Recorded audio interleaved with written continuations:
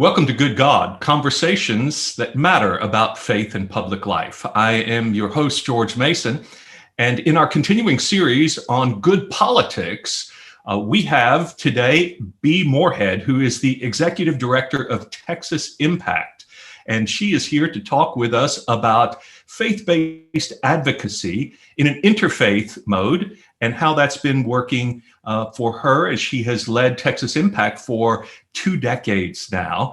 And that's extraordinary, B. But we welcome you to the program and we look forward to this conversation. Well, thank you so much for inviting me. This is a treat.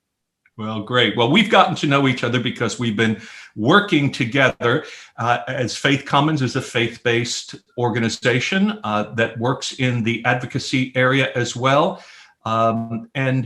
Texas Impact does that work in Austin and around the state in bringing people together.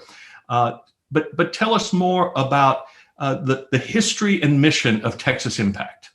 Sure. So Texas Impact was established in 1973, actually, to be a presence of religious social concern to the Texas legislature. And specifically, it was supposed to, and still does, represent what we would describe as the widely shared and deeply held beliefs of the various faith communities in the state around our particular call to care for the poor, people who are victims of discrimination, and people who are otherwise marginalized in our communities. Right.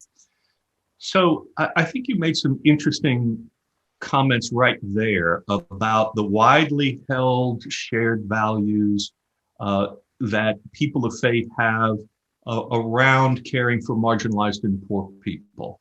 We do find ourselves, though, in an ongoing challenge these days, I think, over whether those are widely shared values, right, in our state. Because it seems that there may have been a time when whether you were of this party or that, of this church or religion or that the things you just said were things we held in common. Now, the means by which we got there and achieved those ends were, different perhaps in terms of whether you believe in big government or regulation or more free enterprise and those sorts of things. Are those values as widely held and shared today in Texas, do you think? I mean, yes, I do. Okay. I do think they are. And I want to say something about the the issue of widely shared and the intersection with your question about interfaith. So, when Texas Impact started, interfaith in Texas generally meant in the minds of most people, it meant Christian and Jewish. And right. Honestly, I mean, as long as we're sort of talking in a community where our language is shared, it really referred to Catholic and Protestant and Jewish. There was, right. Kind of a propensity to think of the Catholic Church as a different faith than Protestant at that point. Right. And it's no accident that Texas Impact started in 1973. So did a lot of other interfaith activities around the country. And part of the impetus for that was, in fact, Vatican II, and the idea that the biggest faith community in the world, the Catholic Church, wanted to be in relationship with the rest of the faith communities. And so I think we often think about interfaith as sort of a lowest common denominator, right. that whatever we all agree on, the things that are widely shared, the most widely shared, those are the ones that we should focus on. I would suggest to you, George, that there's a different way to think about it, which has been my privilege in my work at Texas Impact.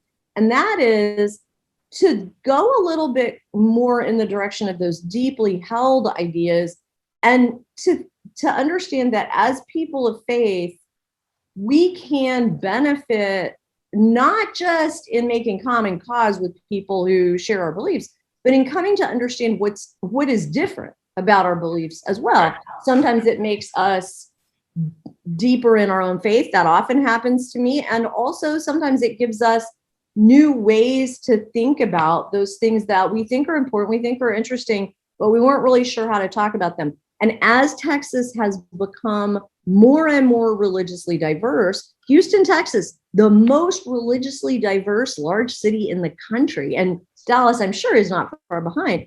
Right. We have more and more opportunity to speak with people who, as you say, we can't tell that we always agree on all the things, but we can really start to get a deeper shared humanity as we understand where each other is coming from. Okay, so let's talk about your own faith background that drives you into this work and motivates you every day. Because I think, part of the whole concept of good God, this podcast is to keep trying to make that connection between the personal and the public. So I'm curious about how you apply your own personal spiritual life and faith. So I want to tell you about me. I grew up in the 1970s in Kent, Ohio, where Kent State University is. Ah, okay. So when I was in kindergarten, the National Guard tanks that came to, participate in the violence that happened at Kent State parked on the playground of my elementary school. Wow. And I and other friends of mine were hustled home through the woods to our parents' houses as the city went into martial law. So some of my earliest memories are of a very public instance when public policy and politics and government went wrong. Okay. And my parents were, they were not, activists so much, but my dad taught at Kent State. He was a music professor. My mom was a member of the city council in that small town and then went on to become a lawyer and a judge later. And so I had an example of you came back a lot. Yeah. Life lived publicly in a period of turmoil. At the same time, my mother also was a volunteer with Fish, who you maybe will remember, it was kind of a Church Women United ancillary that did direct service ministry. My dad was part of the Salvation Army apparatus in that county. And so I also grew up with, and I belonged to, at that time, I belonged to the Episcopal Church. I was raised in that church. And so I saw direct service all the time. And as I grew up, I came to the University of Texas.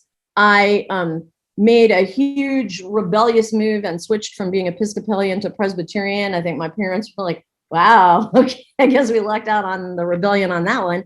But I participated in direct service ministries. I went on mission trips. And then as a young mother, I had the opportunity to be a volunteer in the public hospital in Austin where uninsured people went and had babies. And so I saw a very different part of the world than I had been used to seeing. All of those experiences together are what prepared me to, one, work in state government. So many people don't know this, but my undergraduate degree is in costume design. I intended to work on Broadway. Oh, wow. But instead, I will tell you, I understand the language of call very much because I felt it deep in my heart. I had a moment where, as I was with a mother who was having a baby and she didn't speak any English and she was alone, and I thought, I think something is wrong. And I think God is calling me to something more than making costumes for plays. I think I have a job here. And I left and applied to the LBJ school and went to the LBJ school and went to work in state government.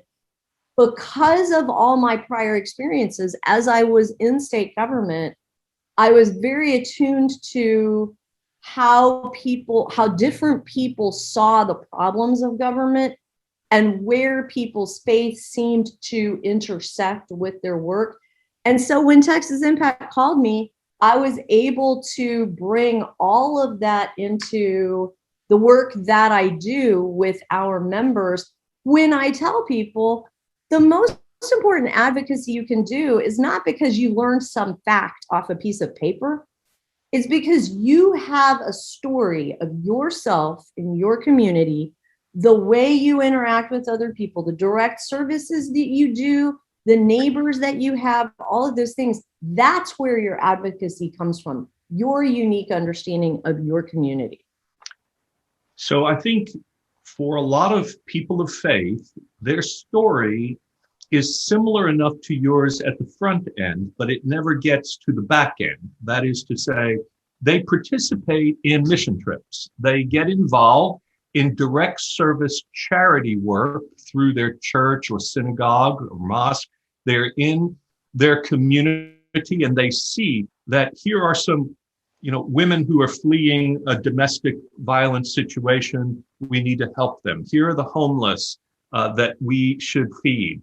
Here are children that need tutoring. But that's the end of that work. And I think the important link that you're talking about is that at some point, some of us get to the point where we say, it's not that that's wrong or wicked or should stop, but maybe we should go a bit deeper to the cause and say, what's the link between public policy and the things we do politically and the outcome in people's lives that keeps producing the need for all this charity? Huh? So we have this story about the children in the river. You and I are both very familiar with this, that the two guys or two women are walking along the river and they see the baby floating downstream. And one of them says, we need to save that baby. And so they fish the baby out of the river, more babies come. And finally, one of them says, I think I better go upstream and see who keeps throwing all those babies in the river. Mm-hmm. What we would say is there is, and if you will, kind of indulge me, that maybe she needs to cross the stream to go find the source, right? It's not just a question of going upstream. That bridge that she has to cross, that is the bridge that in the Wesleyan tradition, they would describe as the Wesleyan quadrilateral. Ooh. The part where, yes, there's always a name for it, right? John Wesley did not make up the term quadrilateral, I do not think.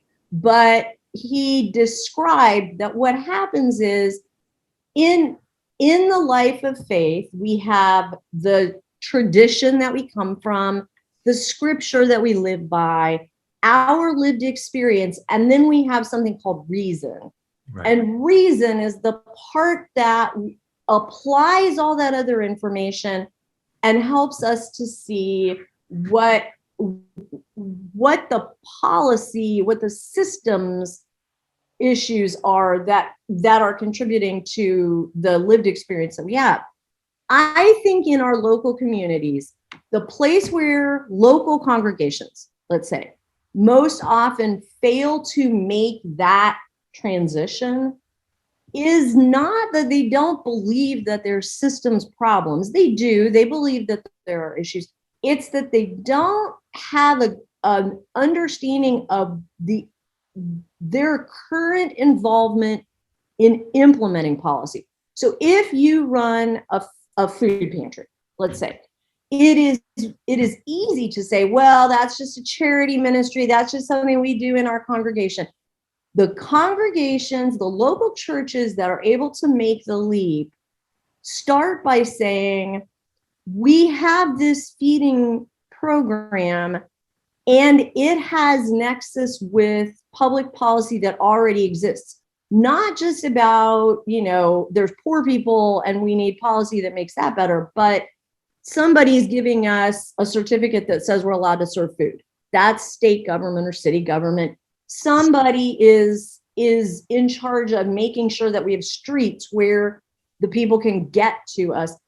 When you start to see yourself as a co-implementer, right, then you have made a move that the Lutheran Church has made a big statement about in the past year and a half about government, where you say, God gives us government so that we can live together in love, and we are charged with participating in it. So government is not over there. Government is something that we are part of. You and I are participating in implementing systems just by being on this Zoom together. Right. So that's the move. And so what we ask people to do is don't start with signing up for some national thing and signing on the line.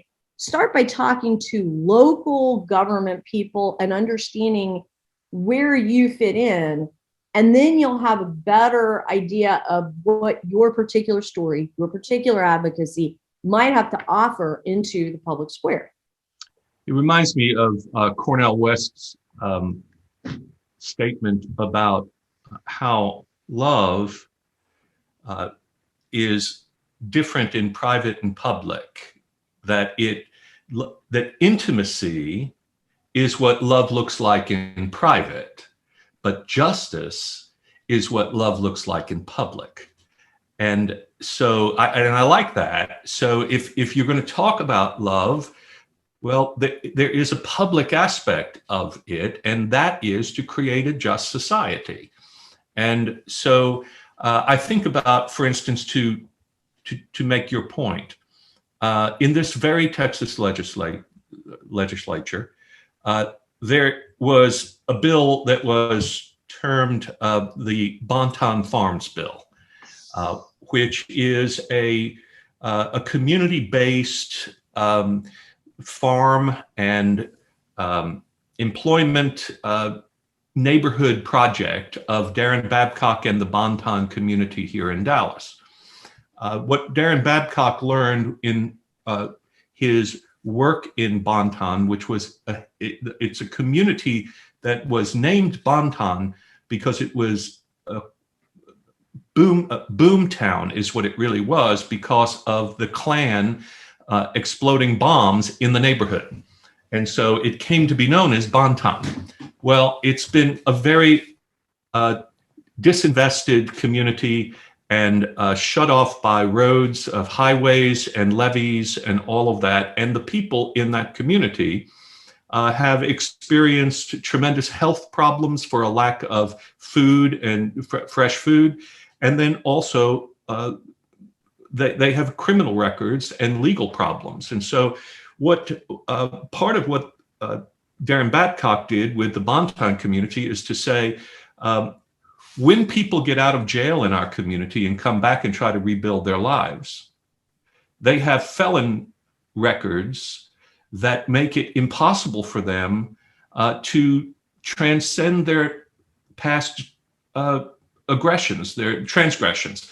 And so the law being proposed was that they be able to have their record expunged if they've done their time, that they have an opportunity to rebuild their lives without the liability of all of that hanging over them.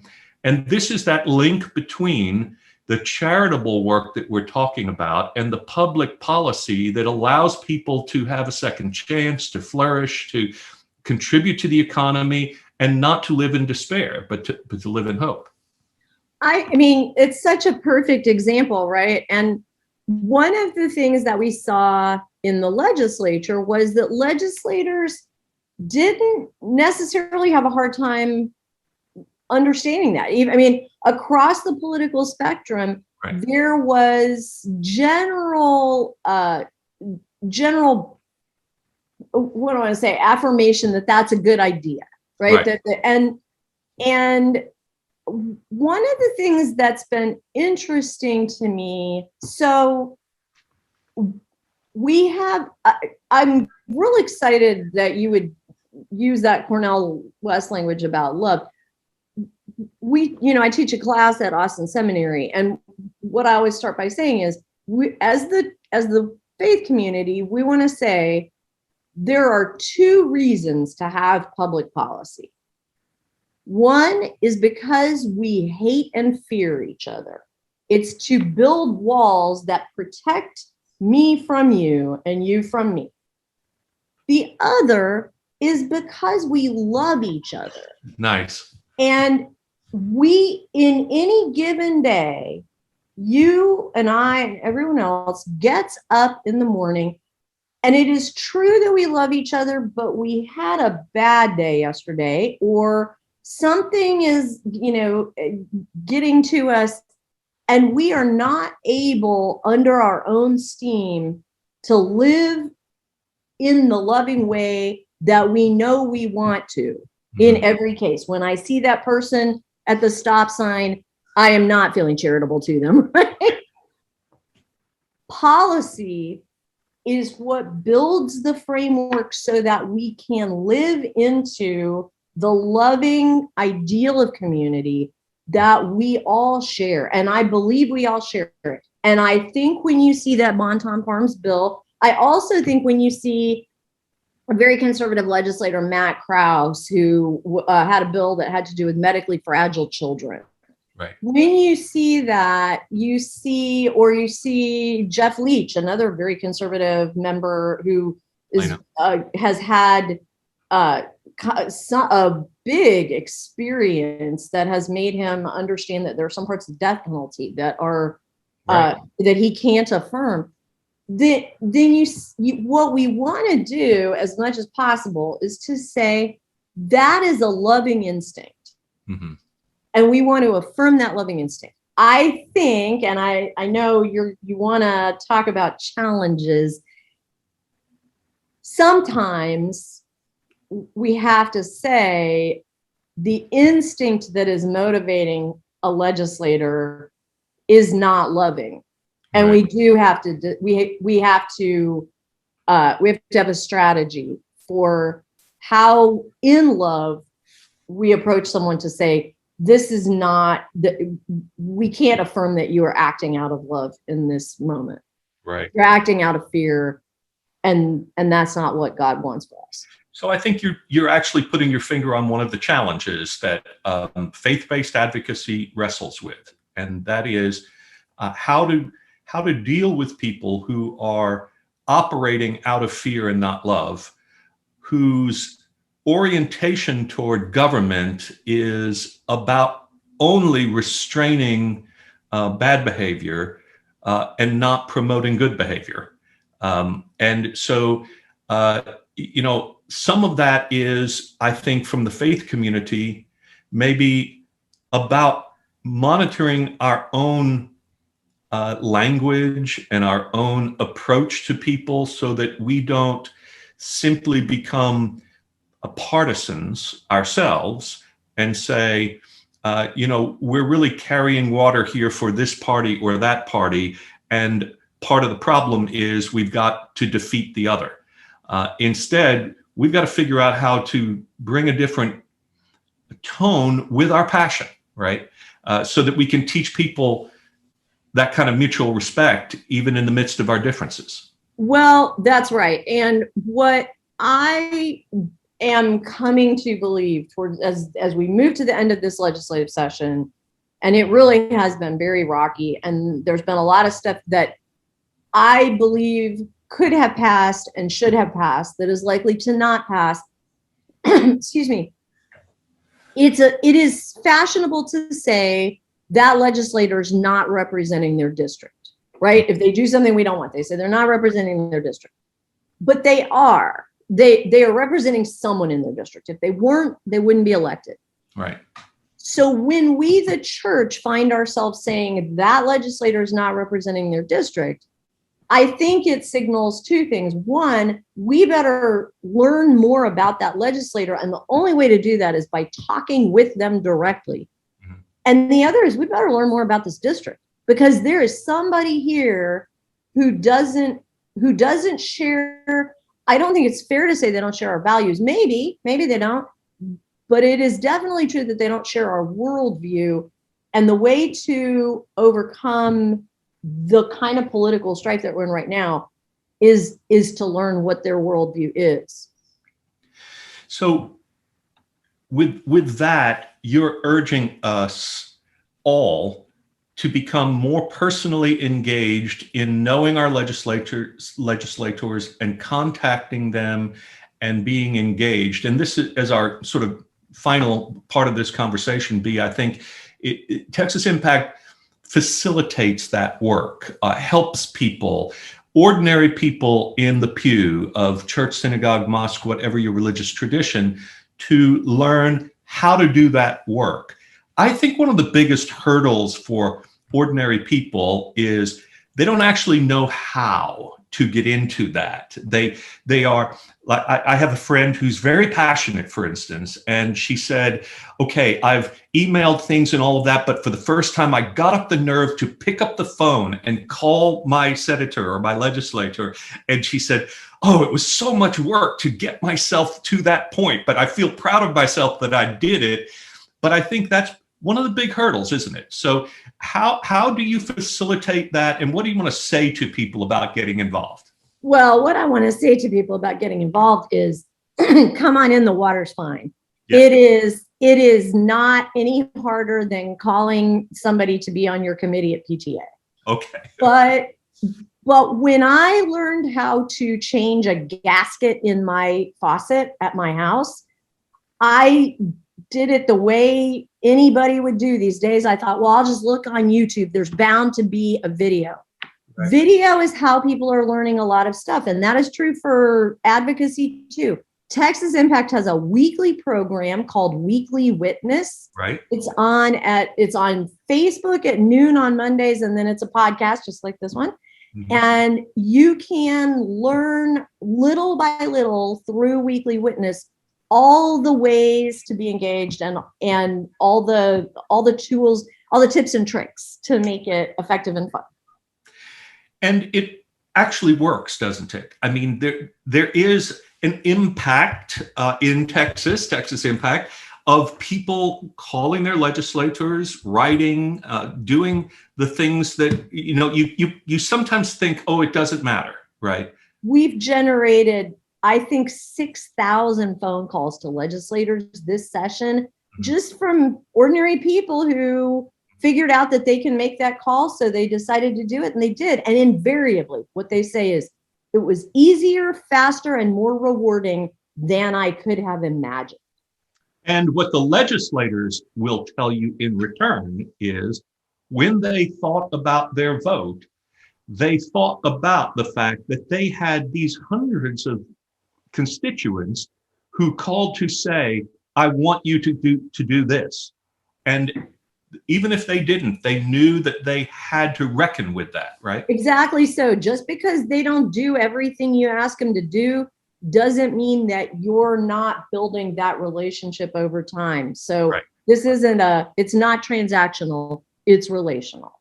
Terrific. B, thank you for all the work you do for the common good. Thank you for Texas Impact and its partnership with the faith community.